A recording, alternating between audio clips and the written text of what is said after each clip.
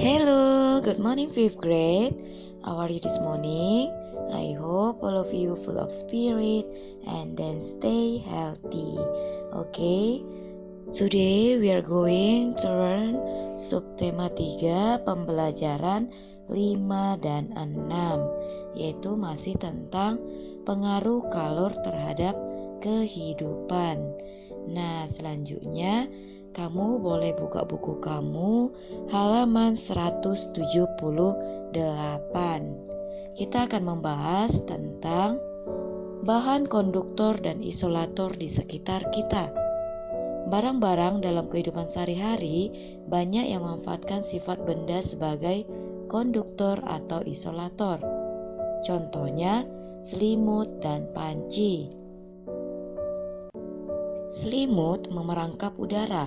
Udara adalah isolator sehingga tidak mengantarkan panas yang keluar dari tubuhmu. Dengan demikian, badanmu tetap terasa hangat. Jaket dan sarung tangan wol memiliki cara kerja yang sama, yaitu untuk memerangkap udara agar badan tetap hangat dan tidak kedinginan. Selanjutnya, kamu bisa lihat di situ bagian-bagian dari pengantar panas daripada panci. Nah, di situ yang pertama konduktor, yang mana menggunakan bahan seperti aluminium, di mana dapat mengantarkan panas dari api kompor ke makanan yang dimasak. Nah, selanjutnya pada pegangan panci terbuat dari bahan isolator sehingga tidak akan kepanasan ketika memegangnya.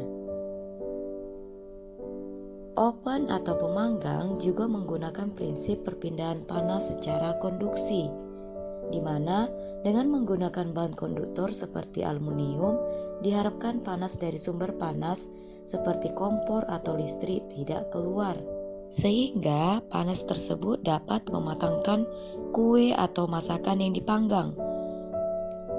Selanjutnya, pada mesin mobil atau motor terbuat dari bahan yang dapat mengantarkan panas. Mesin memerlukan panas untuk memperoleh kinerja mesin yang ideal, di mana mesin juga memerlukan energi listrik sehingga perlu bahan konduktor seperti pengantar listrik. Selanjutnya kita masuk pada setrika, di mana penghantarnya yaitu ada konduktor dan isolator, di mana konduktor ini berfungsi menghantarkan panas dari listrik ke pakaian yang disetrika. Selanjutnya, isolator terbuat dari bahan isolator sehingga tidak akan kepanasan ketika memegangnya. Nah, di sini selanjutnya kita akan membahas tentang gambar cerita. Gambar cerita adalah gambar yang menunjukkan kegiatan orang-orang atau binatang-binatang dalam suatu peristiwa. Biasanya gambar cerita dapat kita temui pada buku-buku cerita anak-anak. Dan gambar cerita biasanya dilakukan dengan teknik kering dan teknik basah, di mana pada teknik kering yang digunakan alat-alatnya yaitu seperti pensil, krayon, spidol, dan kapur. Pada pensil yang digunakan dalam menggambar cerita biasanya adalah pensil ukuran 2B sampai 6B. Nah, berikut contoh yang menggunakan pensil. Selanjutnya, krayon. Krayon merupakan campuran antara lilin dan bahan pewarna yang aman untuk anak-anak. Di sini kamu bisa lihat contohnya yang menggunakan krayon. Selanjutnya, pada pulpen atau spidol digunakan untuk menggambar cerita dengan karakter yang tegas pada garis-garis. Nah, di sini anak-anak bisa lihat contohnya. Selanjutnya, kita akan membahas tentang teknik basah. Pada teknik basah contohnya seperti cat air, cat poster, dan tinta maupun berbagai jenis kuas dan palet cat air. Nah, di sini kamu bisa lihat contoh gambar dari teknik basah. Nah, anak-anak, cukup sekian untuk pembelajaran 5. Selanjutnya kita masuk ke pembelajaran 6, yaitu tentang masalah sosial di sekitar kita. Dengan semakin majunya media informasi baik cetak maupun elektronik, dengan mudah masyarakat mengetahui peristiwa yang terjadi di tempat-tempat lainnya. Tidak terkecuali berita-berita tentang permasalahan sosial yang sering diberitakan. Beberapa masalah sosial seperti pencemaran lingkungan, rusaknya atau buruknya fasilitas umum, dan perilaku tidak disiplin merupakan masalah sosial yang sering terjadi. Pencemaran lingkungan terjadi karena masyarakat membuang bahan-bahan berbahaya secara sembarangan ke lingkungan alam. Pencemaran limbah cair ke sungai-sungai dapat mencemari air sungai yang menyebabkan kerugian bagi masyarakat yang menggunakannya. Pencemaran udara juga dilakukan oleh kendaraan yang sudah tidak layak jalan, sehingga mencemari udara dengan berbahaya seperti timbal dan karbon monoksida.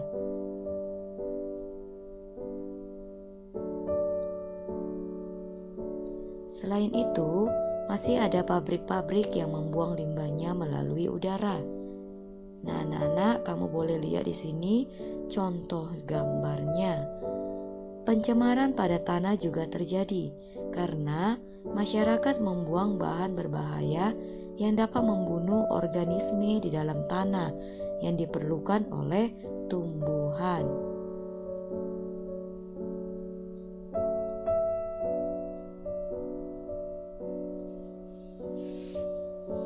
Selanjutnya, fasilitas umum biasanya disediakan oleh pemerintah yang digunakan untuk keperluan masyarakat.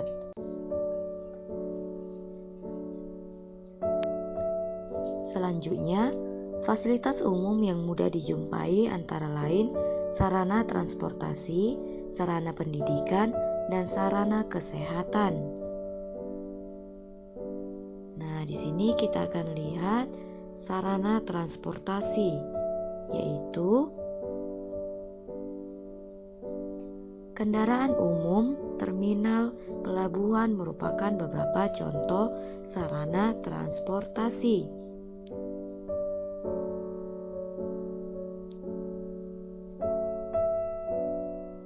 Sedangkan gedung sekolah, museum, gedung olahraga merupakan contoh sarana pendidikan.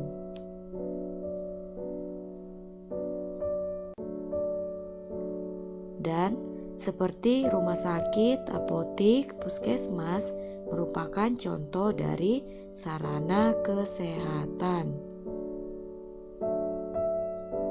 Seringkali masyarakat kurang memelihara fasilitas-fasilitas umum tersebut, sehingga tidak terawat dan rusak.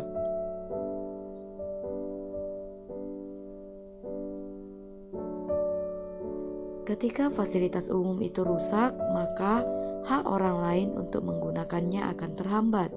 Dengan memelihara dan melaporkan kerusakan, masyarakat dapat menjaganya agar tetap dapat digunakan. Dalam kehidupan sehari-hari, kita menjumpai banyak sekali perilaku tidak disiplin, misalnya di jalan raya. Kecelakaan lalu lintas dan kemacetan merupakan salah satu akibat dari perilaku tidak disiplin. Nah, di sini kita akan melihat contoh perilaku tidak disiplin, yaitu diantaranya menjalankan kendaraan dengan melawan arus. Selanjutnya, mengendarai sepeda motor di tempat yang tidak semestinya, misalnya di trotoar atau jembatan penyeberangan. Nah, kamu bisa lihat di sini contohnya.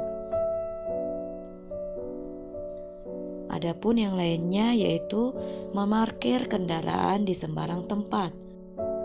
Selanjutnya, berhenti untuk menurunkan dan menaikkan penumpang di sembarang tempat, serta menyeberang jalan secara sembarangan, tidak menggunakan jembatan penyeberangan. Nah, anak-anak, cukup sekian untuk pembelajaran kita hari ini.